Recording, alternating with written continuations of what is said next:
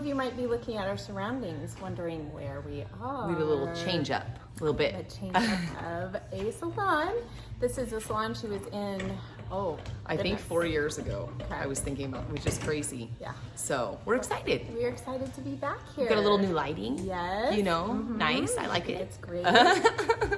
So for today, this is going to be broken up into parts. We're going to be doing a focused video on the cut. So we're going to do every aspect of the cut. We're going to break it up into short little snippets. So if you are a stylist, you only have to watch A little bit. little short. I'll try to keep it short and clips. sweet Yes. and understandable for those, you know?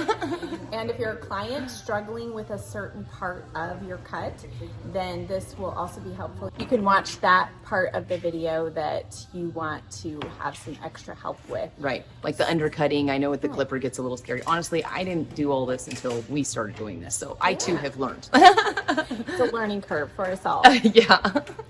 So for this first video, I have been coming to Kristen for 14 years. That's crazy. It's crazy. But we're going to pretend like I'm a brand new client, and we're going to go over the consultation part of the video and talk about the things that will be helpful for you as a client in order to communicate better to your hairstylist what you're looking Which for. I think is for every style, not just this one, really. Right. Because I think that consultation can be missed a little bit sometimes. So Right. overall, I think that's the big part.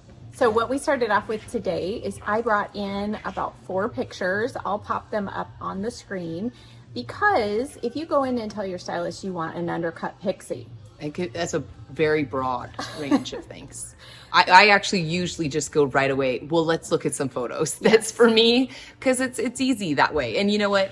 Say, for example, Pinterest is great for that reference. I can put in there exactly what you said, undercut pixie, and that's what kind of pulls up. And, you know, it might be like, whoa, this is way too short, and this is not what I'm thinking. Right. So that's where a good start. So then maybe go to like pixie, and then you can start to look from there. So that's where I get a lot of my reference points from.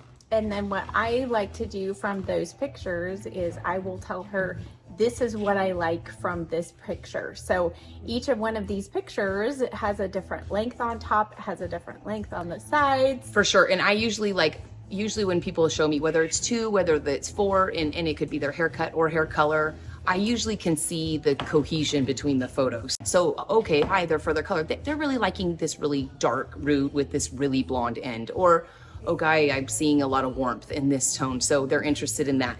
Or, wow, she really likes it short today. We're taking it there. So, but if they're totally different, then that's where you as the stylist have to kind of narrow it down and go, okay, well, I'm seeing 2 different things. And then that way it will achieve a better result in the end. Right. Yeah. So today from these pictures and based on my current haircut, I've told Kristen on the undercut, I want to go with a number 2 guard. Yeah. And I also feel like this part right here, I feel like the length of this is good, but I'm feeling like it's a little heavy. Right. So for her, she is translating that to mean I'm going to do some texturizing. She is not wanting to take too much length off through here. When doing these cuts, which we can go into probably a bit more, I do definitely take like what goes back from like, I always say this like headband reference point, only because it's from ear to ear. And then that is important because that is what is going to be going back usually, and also what's not going back is going to be staying up. So do people not like it spiky? Do they like it spiky? These are spots where that matters, you know. about all of that. Yeah. Yes. Okay. So. And lastly, texture, hair texture. My hair texture, I feel like I know what it is, but as a new stylist or a new client, that's important to establish that you're both on the same page. Yeah, and she really does have a ton of hair, a ton of it, but also I was pretty happy when she decided to go with an undercut.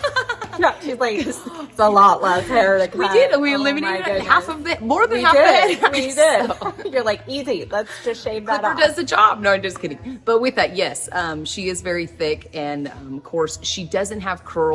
If some are, you know, that doesn't matter as far as it. The curl does help give a little volume. I mean, I've definitely dealt with some people with have a little more of that wave. Yeah. Sometimes I find that you need to go a little shorter with the curlier or wavier people, only because it will want to have that wave, which won't give it that spiky bulky if that's what they're wanting. Sure, So sure. yeah, So it can work on finer, thinner hair. for sure. And as we go through each part, she will give you a few extra tips for dealing with that particular hair type. Yep. But mine is thick and coarse. Yep. And so now we're going to move on to the next step, Perfect. which is the undercut. All right. Dun, dun, dun, dun.